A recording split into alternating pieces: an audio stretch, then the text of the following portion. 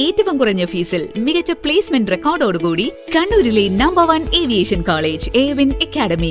University ഡിഗ്രിയോടൊപ്പം aviation, tourism, hospitality, logistics ഡിപ്ലോമകൾ. Airwin academy, college of management studies, Suhara RK, Arattu road, Kannur. Phone 8138034433.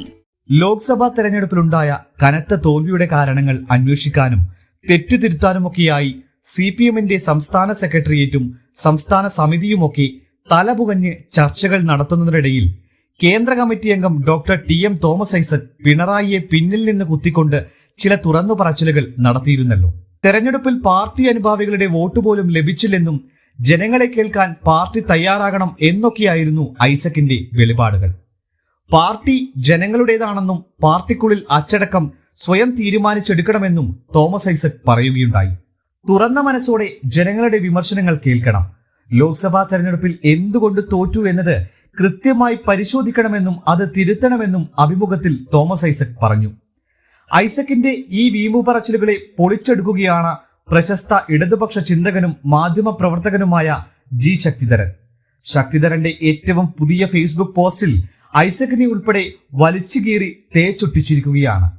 Sakthidharan എഴുതുന്നത് ഇങ്ങനെയാണ്: CPMൽ ഇപ്പോൾ നടന്നുകൊണ്ടിരിക്കുന്ന ശുദ്ധീകരണത്തിന് എന്തെങ്കിലും ഫലമുണ്ടാകുമെന്ന് വിശ്വസിക്കുന്ന ഒരാളല്ല ഞാൻ. എന്നിയൊരു ദോഷൈകതൃക്ക് എന്ന് ദയവായി മുദ്രയടിക്കരുത്. എനിക്ക് ഈ പാർട്ടിയെ അടിമുടി അറിയാമെന്നത് കൊണ്ടാണ് ഇങ്ങനെ സംസാരിച്ചു പോകുന്നത്. 1000 നാവുള്ള അനന്തന് പോലും വിശദീകരിച്ചു തീർക്കാവുന്നതല്ല ഈ പാർട്ടിയുടെ അപജയം. പാർട്ടിക്ക് വ്യതിയാനങ്ങൾ സംഭവിച്ചിട്ടുണ്ട്, തെറ്റുകൾ പറ്റിയിട്ടുണ്ട്. അപരാധങ്ങൾ ചെയ്യാത്തവരിൽ ഗർഭസ്ഥ ശിശു മാത്രമേ ഉണ്ടാകാനിടയുള്ളൂ. കമ്മ്യൂണിസ്റ്റുകാർ മുഴുവൻ കെട്ടവരാണെന്ന് ഞാൻ കരുതുന്നില്ല. മനുഷ്യന് ഒരു ജീവിതമേയുള്ളൂ. ആ ആയുസ് മുഴുവൻ പാർട്ടിയുടെ വിശ്വാസ പ്രമാണങ്ങൾ മുറുകെ പിടിച്ച് ജീവിക്കുന്ന 10,000-കണക്കിന് സഖാക്കൾ ഇന്ത്യയിലുണ്ട്. അവരെ നമിക്കുന്നു. അവർക്ക് കമ്മ്യൂണിസം ഒരു ജീവിത വ്രതമാണ്. എന്തിനാണ് അവർ ഇത്ര ഞെരുങ്ങി ആയുഷ്കാലം മുഴുവൻ ജീവിക്കുന്നതെന്ന് പലപ്പോഴും ഞാൻ ചിന്തിച്ചിട്ടുണ്ട്. അവരുടെ മക്കൾക്ക് എന്തുകൊണ്ട് കൂടുതൽ സൗകര്യങ്ങൾ അനുഭവിച്ചുകൂടാ എന്ന്. എന്തിനീ സന്യാസ ജീവിതമെന്ന് പലരുടെയും വ്രതാനുഷ്ഠാനം പോലുള്ള കമ്മ്യൂണിസം കാണുമ്പോൾ തോന്നിയിട്ടുണ്ട്. ഇങ്ങനെയൊക്കെ എഴുതുമ്പോൾ ഏറെ പേർക്കും എന്നോട് പരമപുച്ഛമായിരിക്കും എന്ന് എനിക്കറിയാം. അവർ കാണുന്ന കമ്മ്യൂണിസം കപടമാണ്. കമ്മ്യൂണിസ്റ്റുകാർ ആദർശനിഷ്ഠയുള്ളവരോ സമൂഹത്തോട് പ്രതിബദ്ധതയുള്ളവരോ ആണെന്ന് ഇന്നത്തെ ലോകം വിശ്വസിക്കുന്നില്ല. പക്ഷേ അത് അർദ്ധസത്യമാണ്, പൂർണ്ണ സത്യം അതല്ല. ലക്ഷക്കണക്കിന് ആദർശനിഷ്ഠയുള്ളവർ ഉണ്ട്.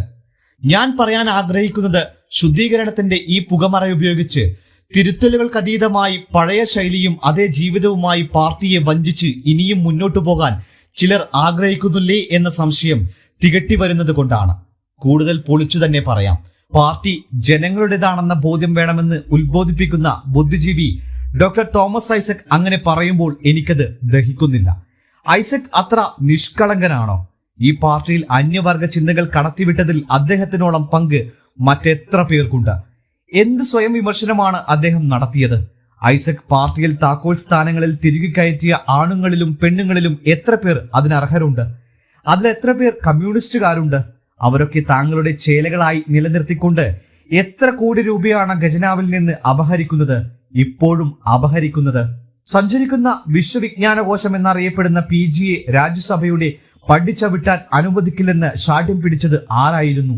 MN വിജയനെതിരെ ലേഖന പരമ്പര എഴുതിച്ചപ്പോൾ PG വിദൂഷക വേഷം കെട്ടാതിരുന്നതിന് നൽകിയ ശിക്ഷയായിരുന്നു ഇത്.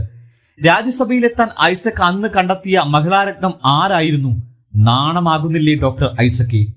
ഖജനാവിൽ നിന്ന് കോടികൾ മാസപ്പടിയും ഔദ്യോഗിക വാഹനവും പത്രാസുകളും കൊടുത്ത് ഇവരെ പ്രീണിപ്പിക്കുന്നത് അവരെ മൂന്നാർ കാണിക്കാനുള്ള ആർത്തി കൊണ്ടാണോ?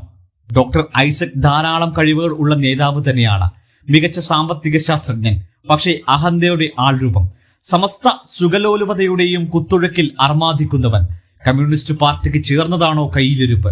ഇതിനാണ് ക്വിഡ് പ്രോക്കോ എന്ന് വിശേഷിപ്പിക്കുന്നത്. MN വിജയനെ ഡോക്ടർ ഐസക്കിന് ഓർമ്മയുണ്ടോ? എന്താണ് അദ്ദേഹത്തോട് ഐസക് ചെയ്തത്? MN വിജയൻ പൂട്ടാൻ മറന്നുപോയ സ്വന്തം വീട് കണ്ടപ്പോൾ അത് പൂട്ടി ഭദ്രമാക്കിയ പിണറായിക്ക് എത്ര പ്രിയങ്കരനായിരുന്നു ഒരു കാലത്ത് MN വിജയൻ.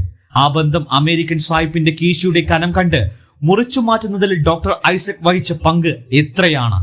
ദേശാഭിമാനിയും പാർട്ടി പ്രസിദ്ധീകരണങ്ങളും ഉപയോഗിച്ച് MN വിജയനെതിരെ 80-ലേറെ ലേഖനങ്ങൾ എഴുതിച്ചത് ആരായിരുന്നു? ആ കാളികൂളി സംഘത്തിനൊപ്പം നിൽക്കാത്തത് കൊണ്ടല്ലേ PG ജീവിതത്തിൽ ഏറെ ആഗ്രഹിച്ചിരുന്ന രാജ്യസഭാംഗത്വം തട്ടിത്തെറിപ്പിച്ച് തൊഴിക്ക് കൊടുപ്പിച്ചത്?